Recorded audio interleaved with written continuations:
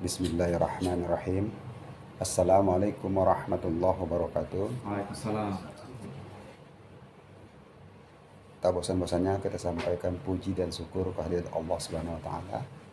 Salawat dan salam kepada Nabi besar Muhammad sallallahu alaihi wasallam yang kita harapkan syafaatnya di yaumil mahsyar kelak.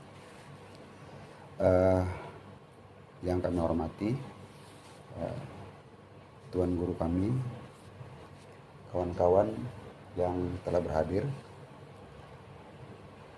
sahabat Tawi semua, bertemu lagi dengan saya Amri Lubis yang akan membawakan topik diskusi, yaitu hal yang dibenci Allah Subhanahu wa taala. Nah, ada beberapa hal yang mau kita sampaikan di sini, yaitu benci Allah. Ada dua hal yang kontradiksi di bagian ini. Kita mengetahui pada surat Al-Fatihah adalah pada bagian 7, bagian kedua, yaitu tentang ma'dub yang artinya murka. Padahal Allah bersifat Rahman, bersifat Rahim.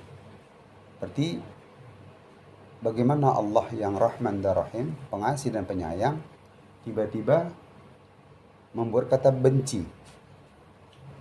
Nah, kalau kita kaji pada kata ma'dub pada bagian ini adalah murka, yang berasal dari kata al-ghadab, yang berarti kokoh, kuat, tak tergoyahkan. Nah, pada bagian ini muncul kata benci. Padahal sifat Allah itu tidak pernah murka. Pada bagian tersebut ada beberapa kalimat yang sebenarnya Allah pada kata ma'dub, ya, atau kata ghadab tersebut tidak menunjukkan fa'il atau tidak ada pelaku.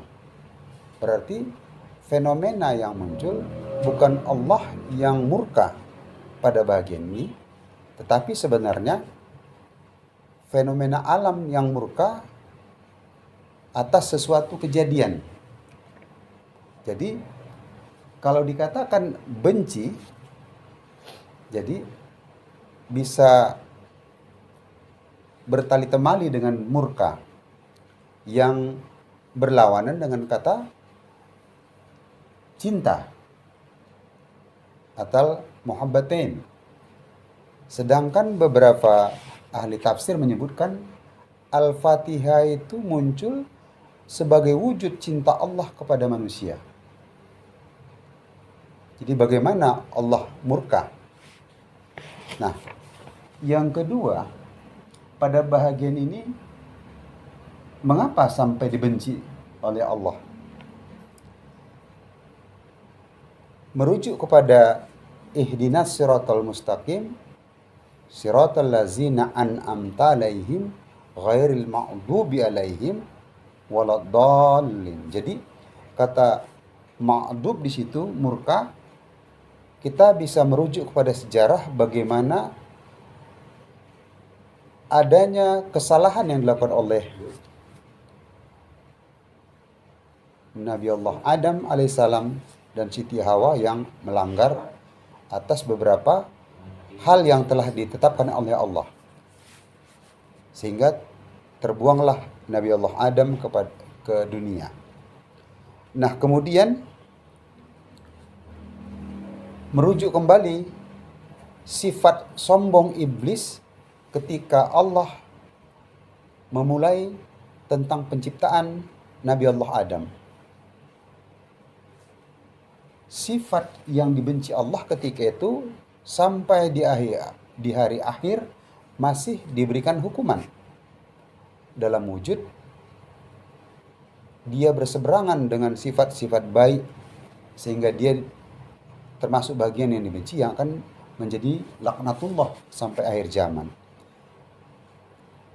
Ketika tidak mau sujud kepada Nabi Allah Adam, salah satu bentuk kesombongan. Nah, beranalogi dari situ, pada akhir zaman ini banyak sekali orang yang sombong, baik dalam bentuk wujud nyata dalam sikap maupun syir asyir. Artinya syir asyir di sini adalah kadang-kadang terdetak dalam hati kita, aku lebih ganteng dari dia, aku lebih pejabat dari dia. Sifat sombong ini sudah muncul dalam diri kita, walaupun tidak langsung vulgar melalui sikap dan ucapan, tapi dalam hati bahwa kita sudah memiliki rasa sombong, walaupun tidak terwujud dalam kalimat pun sikap, tetapi secara detak hati sudah terbaca bahwa ada sifat sombong dalam diri. Yang kedua, contoh lain adalah ketika Allah memberikan kesehatan yang berlebihan, kekayaan yang berlebihan kepada Fir'aun, sehingga mampu mengklaim dirinya adalah Tuhan. Maka ketika orang yang seharusnya disayangi malah menjadi lawannya, yaitu Nabi Allah Musa alaihissalam.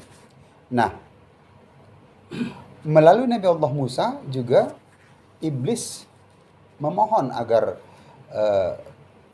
bisa dimaafkan oleh Allah atas kesombongannya. Tapi Nabi Allah Musa meminta kembali kepada iblis laknatullah untuk bersujud di kuburan Nabi Allah Adam. Nah, disinilah terlihat kembali rasa sombong yang tidak mau dia tundukkan kepalanya untuk bersujud kepada Nabi Allah Adam. Nah, hal lain yang muncul adalah beberapa bahagian yang terlihat di dalam diri kita, yaitu sifat berlebihan. Sifat berlebihan ini adalah banyak hal yang tidak semestinya. Maka muncullah hal tersebut. Nah, di Al-Quran sendiri ada 27 ayat yang menjelaskan tentang hal-hal yang dibenci oleh Allah, tentang sifat dan karakteristik manusia. Tetapi dalam kesempatan ini kami hanya menjelaskan dua bahagian saja, yaitu sombong dan hal yang berlebihan. Nah, demikian yang bisa saya sampaikan, bahwa yang pertama adalah kata benci berseberangan dengan kata cinta. Al-Fatihah merupakan bentuk cinta Allah kepada manusia. Dan yang ketiga, bahwa rasa sombong dan berlebihan adalah satu sikap yang dibenci oleh Allah Subhanahu wa taala. Mungkin ini yang bisa saya sampaikan. Mohon maaf atas segala kekurangan. Terima kasih atas perhatian. Alhamdulillahirabbil alamin. Wallahu a'lam bishawab. Assalamualaikum warahmatullahi wabarakatuh.